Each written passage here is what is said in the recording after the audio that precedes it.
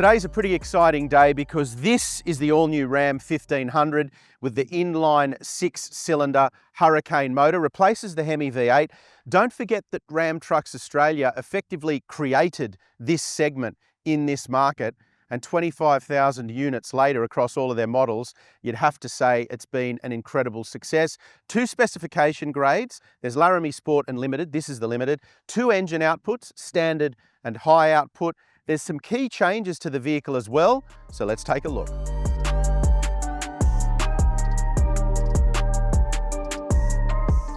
From launch, there will be Laramie Sport and Limited models available, with a standard output engine option and high output engine option respectively. If you want the higher power and torque outputs, you need to buy the Limited model grade, in other words. Pricing starts from $141,950 for the Laramie Sport and $159,950 for the Limited, both of those prices before on-road costs.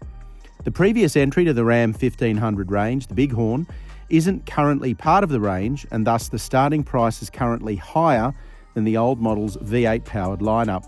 Part of the step up for the cabin is the new 14.4-inch infotainment screen, which is a portrait-oriented whopper and makes dealing with the interface between driver and car as easy as possible.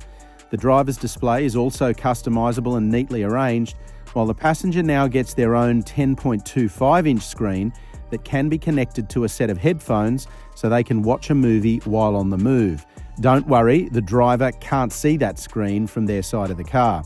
There are 2 wireless phone chargers standard, 10 charge ports, USB A and C throughout the cabin, and useful storage everywhere you look.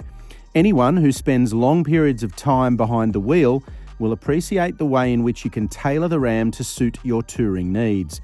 Storage and amenity continues into the second row, where you also get heated and cooled outboard seats and comfort that even large 4-wheel drives simply cannot match. I'll tell you one thing that is immediately evident when you climb up into the Ram cabin is just how premium this is. The choice of materials, the fit, the finish, the leather trim, heated and cooled seats, all of the touch surfaces, piano black trim as well, little touches of silver detailing. There's no doubt that, especially in the Limited spec that we're sitting in now, this is a really premium place to be. And if you speak to Ram Trucks Australia, representatives will tell you that they wanted to position the Ram as a premium offering in this market, because if you're spending this kind of money buying this kind of vehicle, there's an expectation that you do want it to feel premium. Ram 1500 does feel exactly that.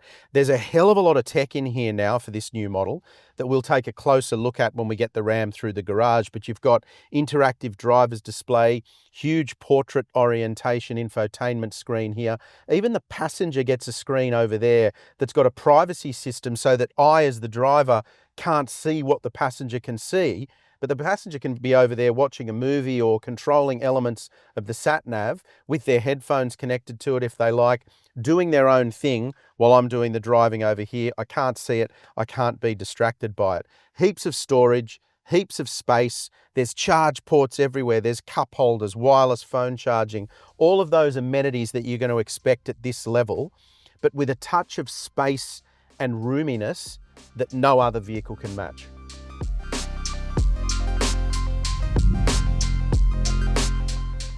The engine doesn't have the characteristic bellow of a Hemi V8, but the addition of turbos delivers an increase in power and surge in torque that ensures the Ram 1500 is significantly more rapid than it ever needs to be.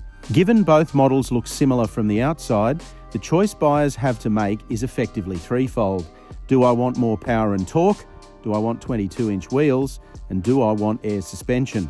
For mine, while more power is always welcome, the pick of the 2 models would be the Laramie Sport, with a still formidable 313 kilowatts, 635 newton metres, 20-inch wheels and steel springs.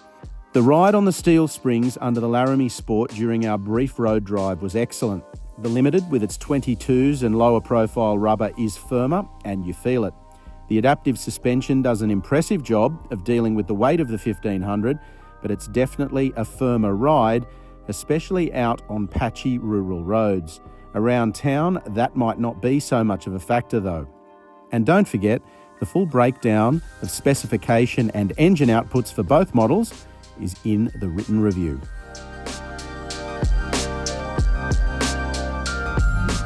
Well, we started with the Limited. This is the Laramie Sport. I think you'd agree that the Ram remains a quintessential US pickup truck. It looks fantastic. A lot of you have told us that it's the most stylish truck on the market. Let us know what you think in the comments section below. But the key thing I'd like your input on is the engine. Inline 6-cylinder replacing a Hemi V8. More power, more torque, more ability, more fuel efficient. The numbers on paper tell a very, very compelling story in that this vehicle is better everywhere than the old V8, but plenty of you love the V8 engine. So let us know in the comments section below, would you buy a 6-cylinder Ram or does it have to be a V8? Because if it has to be a V8, you've got to buy an old one. Don't forget to hit like if you've enjoyed this video. Click on subscribe so you stay up to date with all of our latest content, and all the news on the new Ram 1500 is over at Drive.com.au.